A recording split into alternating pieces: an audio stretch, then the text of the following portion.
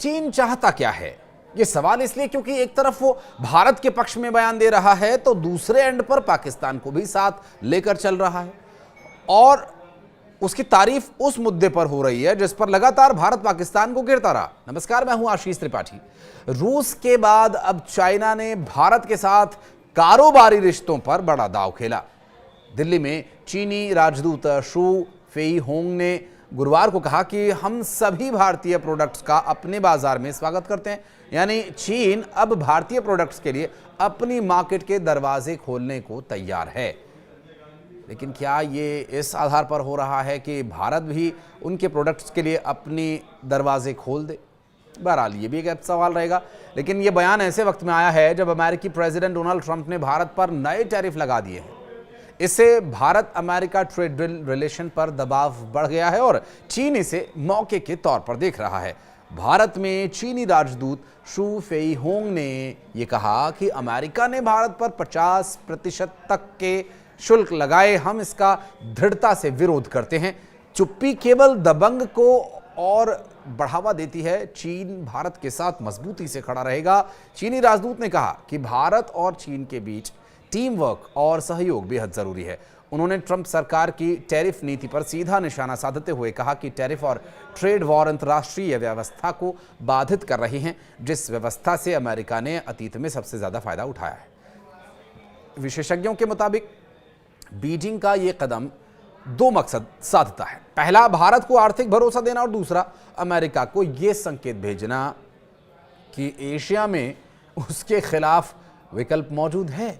भारत और चीन के बीच सीमा विवाद भले ही जारी हो, लेकिन व्यापार हमेशा दोनों के लिए अहम रहा है। भारत से चीन को लौह अयस्क, दवाइयां और समुद्री उत्पाद बड़ी मात्रा में आते हैं। अब सबकी नजर इस पर है कि क्या सरकार ट्रंप के दबाव के बीच चीनी ऑफर को स्वीकार करने की ओर कदम बढ़ाएगी या नहीं।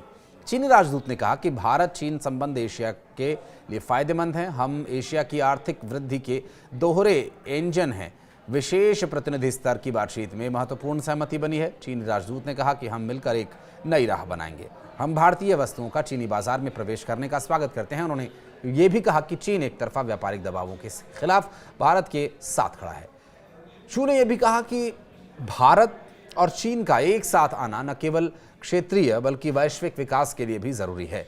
उन्होंने कहा कि इतने बड़े दो देशों के लिए एकता और सहयोग ही साझा विकास का रास्ता है। भारत और चीन की दोस्ती पूरे एशिया के लिए लाभकारी है। हम दोनों एशिया के आर्थिक विकास के दो इंजन हैं। भारत चीन की एकता पूरी दुनिया के लिए लाभकारी है।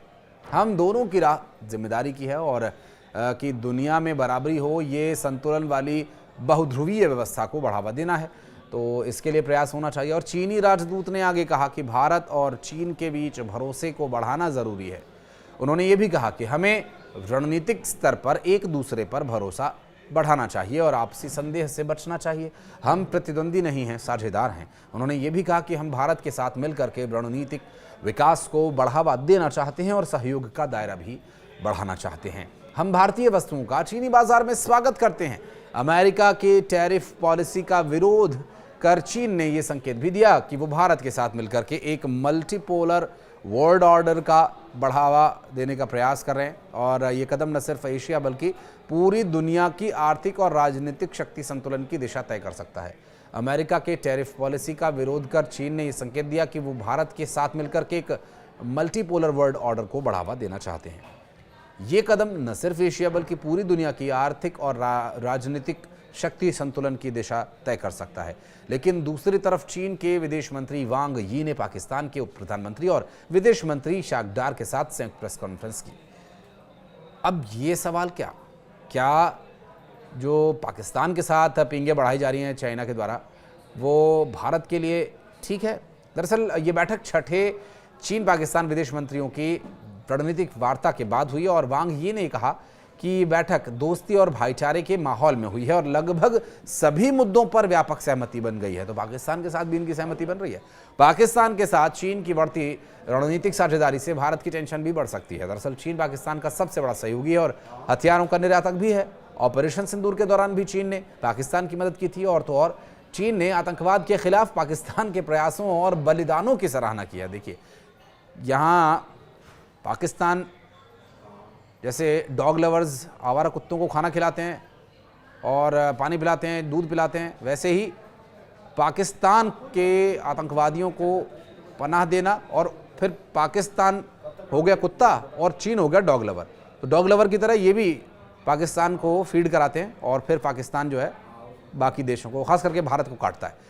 और पाकिस्तान ने चीन के नागरिकों, परियोजनाओं और संस्थानों की सुरक्षा सुनिश्चित करने का आश्वासन दिया और दोनों देश आतंकवाद निरोधी सहयोग और छोटी लेकिन प्रभावशाली परियोजनाओं के जरिए सीधे जनता तक लाभ पहुंचाने पर सहमत हुए। शिक्षा, युवा और संस्कृति के क्षेत्र में भी यह सहयोग को बढ़ावा दिया जाएगा। अब सवाल यह है कि क्या भारत के न्यू नॉर्मल से चीन इत्तेफाक रखेगा, और अगर वह नहीं रखता है तो क्या भारत चीन के साथ बेहतर रिश्तों को बेहतर करने की दिशा में आगे बढ़ेगा या नहीं, या पहले चीन को पाकिस्तान को खून और पानी एक साथ नहीं बहने देने की बात पर सहमति भारत के साथ जतानी होगी, उसके बाद चीन के साथ किसी भी तरह का व्यापार आगे संभव हो पाएगा। क्योंकि साफ जाहिर है कि इस हाथ ले उस दे दे, यही व्यापार का है दस्तूर। और इसी तरह से जब भारत चाइना में जाकर के अपने प्रोडक्ट्स बेचेगा तो फिर सीधी सी बात है कि चाइना भी अपने प्रोडक्ट्स भारत में बेचेगा, जो कि बहुत सालों से धड़ल्ले से बिकते आ रहे हैं। हालांकि कुछ दिनों में जिस तरह की चाइना की गतिविधियां रही हैं, उन्हें देखते हुए ज़रूर इन पर रोक लगाने का